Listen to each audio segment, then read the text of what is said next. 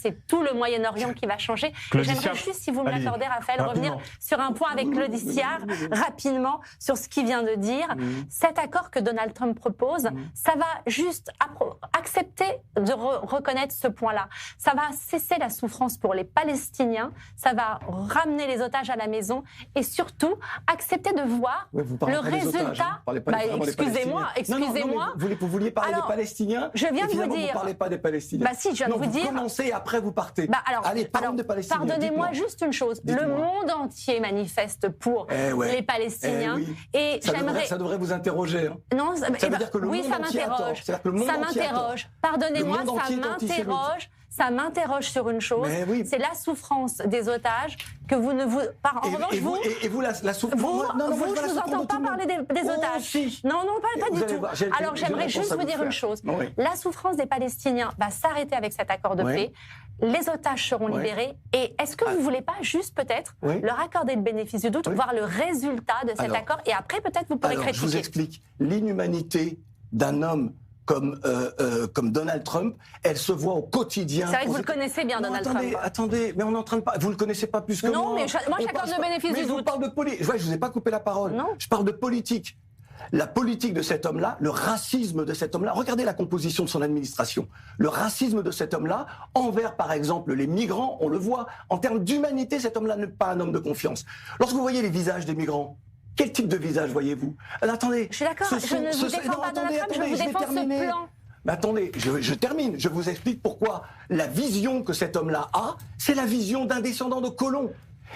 À aucun moment, lorsque vous parliez, la guerre s'arrêtera, à aucun moment, attendez, c'est très important, à aucun moment vous nous dites... à partir de 1948, non mais attendez, 1900... Non mais qu'est-ce que... Oui, mais si vous me coupez la parole, je ne vais pas y arriver, Raphaël.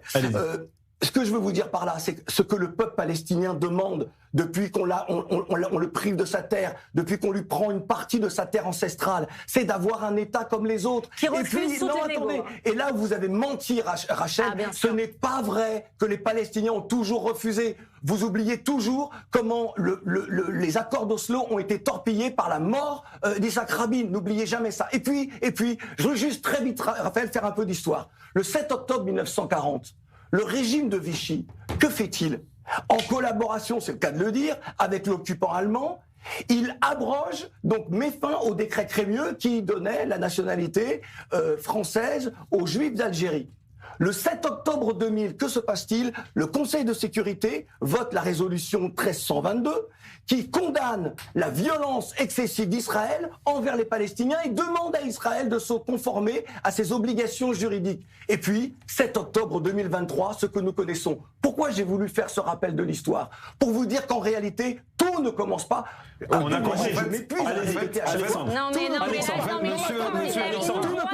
est en train de... En fait, Claudie est en train de contextualiser le 7 octobre. Allez-y, Alexandre. Alors, Claudie est en train de contextualiser le 7 octobre. Il se fait l'avocat du Hamas sur ce plateau. C'est exactement ce qui est en train de se passer. Quant à vous, Amir, ça vous dérange qui sont contre vous? Mais écoutez, lorsqu'on n'arrive pas à dissocier s'il défend les Palestiniens ou le Hamas, lorsqu'il contextualise le 7 octobre comme il le fait, c'est intolérable.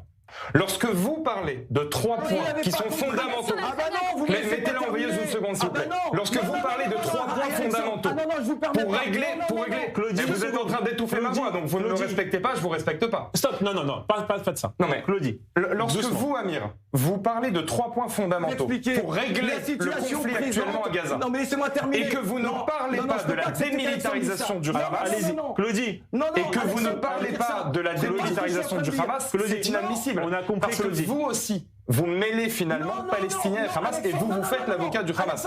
Lorsque vous parlez des otages, comme faire valoir, je ne parle pas de vous Claudie, je suis en train de parler d'Amir. Lorsque vous parlez des otages comme faire valoir et que vous enchaînez directement sur le fait de défendre la position du Hamas en parlant du fait que les termes de cet accord ne sont pas en faveur... Il parle d'Amir Badrad. Il parle à Amir Badran. Claudie, il parle à Amir Badrad. Je parle de Amir. Il parle pas de vous, il parle d'Amir Badrad. Il ne faut pas me faire venir ici pour me faire dire ce que je ne dis pas. Non, attention. on a bien compris. Claudie, on a bien compris ce que vous avez dit. J'ai compris ce que vous avez dit. Vous avez dit qu'il y avait 100 000 morts, que Trump était un horrible personnage qui était colonialiste, que la pensée occidentale était absolument terrible. Cette même pensée qui fait que vous et moi, qui aux yeux des islamistes sommes des koufars, peuvent nous exprimer, avons une liberté d'expression sur ce plateau, c'est absolument terrible. C'est terrible. Est-ce qu'on peut répondre? Est-ce qu'Amir Badran peut répondre? Amir Badran. Alors voilà, je ne vais pas m'excuser de ne pas avancer vos arguments ou vous prochez et vous dites à chaque fois qu'il y a une suprématie moi, je veux vous entendre de sur la démilitarisation race du juive, Hamas. et qu'il faut d'abord parler des otages juifs, on parle pas de et après je dois parler, et après je devrais parler des Palestiniens. Il n'a pas dit ça. Alors je n'ai jamais eu des propos ni messianiques, ni je vous ai laissé alors que vous avez une aberration totale, mais je vais vous laisser faire. Alors laissez-moi faire. Alors laissez-moi terminer. Laissez-moi terminer. Alors la démilitarisation du Hamas. C'est pour la 4e fois ou même pour la 5e que vous répétez dès que vous ouvrez la bouche qu'on est là pour défendre le Hamas. Ah, vos propos ne sont pas clairs. Écoutez, je suis certes avocat, mais je ne suis pas là pour défendre le Hamas. Je suis là pour vous donner une opinion qui est contraire à la vôtre. Je suis là pour vous faire entendre, vous et les millions de spectateurs, téléspectateurs, milliards.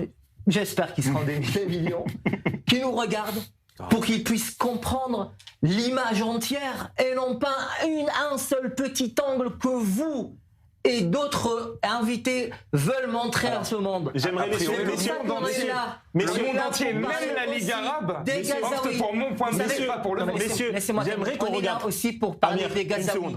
Des enfants morts, des Gazaouis, des bébés bombardés, des Gazaouis, des On est là pour parler des Gazaouis. Amir Badran. Alexandre, j'aimerais vous faire réagir à ce tweet de ma confrère Maya Kadra, une journaliste franco-libanaise.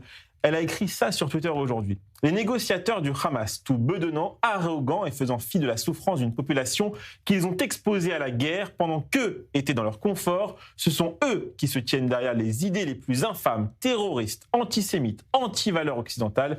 Ils négocient au moment où ils doivent capituler. Ils demandent la libération des pires en échange des dépouilles, des otages et de ceux qui sont encore vivants. Rachel Bourlier, je pense qu'elle peut-être qu'elle a tout résumé. Elle a tout dit. Comme je le dis toujours, ils n'en ont que faire du peuple palestinien. Ils peuvent mourir jusqu'au dernier. Soit les Israéliens qui les tuent. Ils sont... arrêtez de dire n'importe quoi. Ce tweet est ridicule. Non, il est elle a tout dit. Mais vous dites n'importe quoi, Claudia. C'est insupportable maintenant. C'est insupportable. Elle représente qui, Maya? Elle représente qui? Elle représente personne. Elle représente elle-même. On connaît sa position. On la connaît. Elle n'a rien de nouveau. Est-ce que vous n'êtes pas d'accord avec sa position? Vous êtes n'importe quoi. Messieurs, madame, on s'entend plus. Non, c'est pas vrai. Avec moi, c'est à chaque fois. Non, excusez-moi, pardon, c'est la première fois qu'il a réussi à m'énerver. Fois avec moi. Bravo. Mais sincèrement, elle a tout dit. Voilà, ils sont dans leurs hôtels au Qatar et le peuple palestinien, malheureusement, eux, sont sous les bombes. Moi, je parle pas d'eux. Et je vous le dis.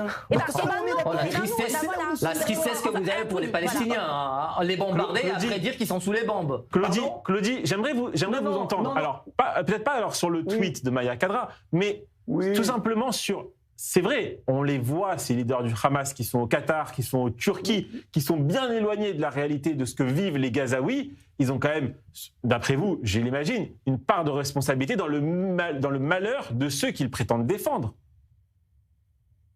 Mais la responsabilité, elle est également du côté de l'État israélien et l'administration Netanyahou.